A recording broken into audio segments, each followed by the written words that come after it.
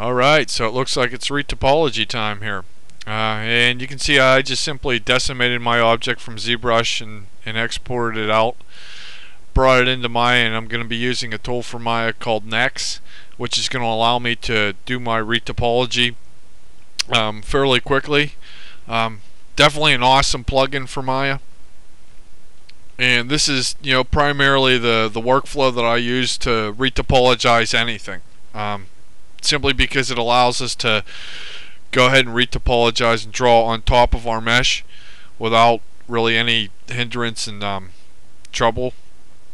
And I mean, this is fairly self-explanatory, so I'm pretty much just gonna let the video run through. I mean, I'm not really going to talk too much in terms of how you really want to draw your geometry. The main goal here is to draw it as low as you possibly can, but still retain and maintain that general shape of the hat. So you can continue to watch if you want, but like I said, the general role here is just simply draw it out as low and as clean as you can. You really want to try to keep it as squatted as possible, but yeah, just try to maintain at least a low polygon count in the end, and just have fun drawing out your retopology. I mean, I know it's a pain in the butt, but it's just the way it is. There's really no way around retopology.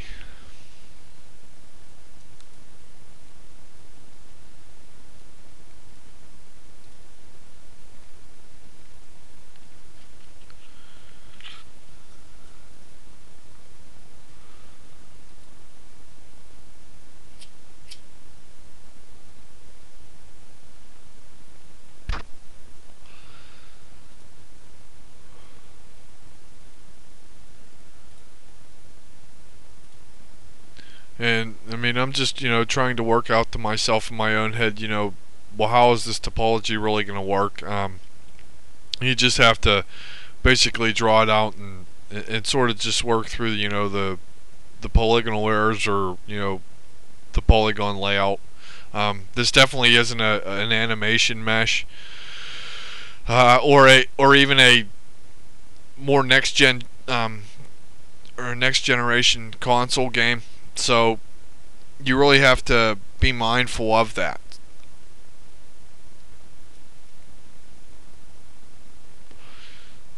You want to basically get away with the least amount of polygons that you can.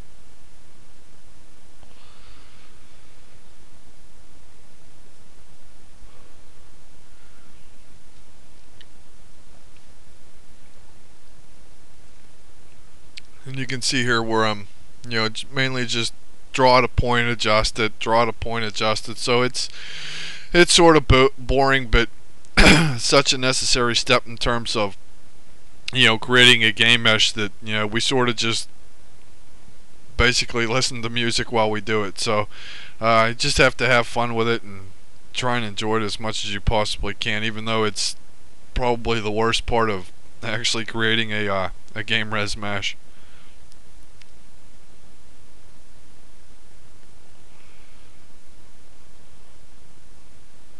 but the overall reward of actually, getting it in the game is really where it is going to pay off. So, just think to yourself, the hard work, if you can get the mesh retopologized in a timely manner, then and it looks good, then you've done your job well. But the laws of actually doing retopology are a little bit terrible.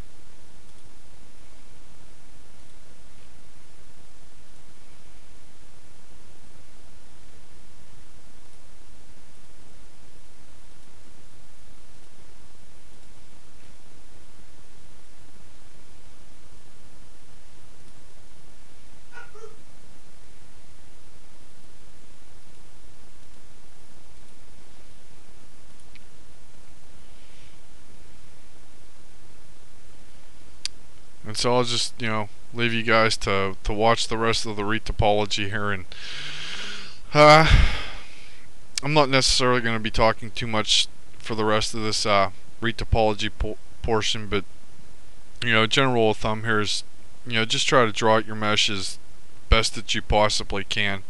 Trying to keep it as low as you possibly can, because in the end, Team Fortress 2 does have polygonal restrictions. Generally, hats shouldn't be over 1,000 polygons. Weapons, I think, are something like 6,000 to 8,000 polygons. So you really want to try to keep the meshes as low as possible. But also, Team Fortress 2 doesn't necessarily use a normal map on every single item in the game.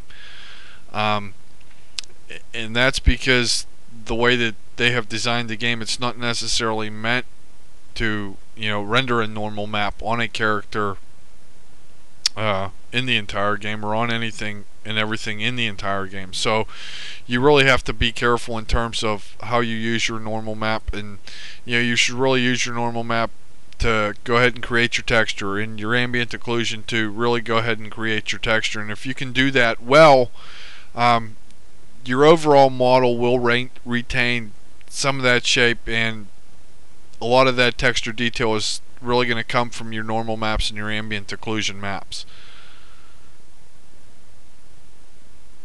And if you do at least a decent job of retopology, you shouldn't really have a problem of actually going ahead and texturing and really polishing your model for look inside of Team Fortress 2.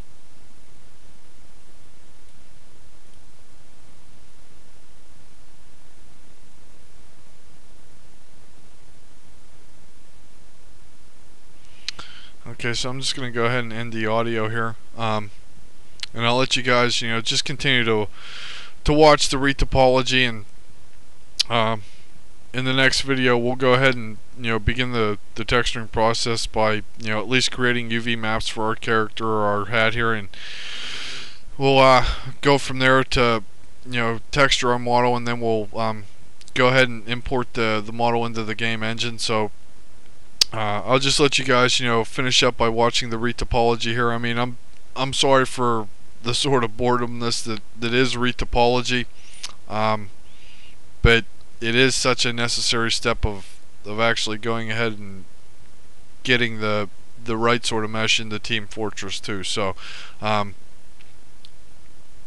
just continue to watch and have fun watching.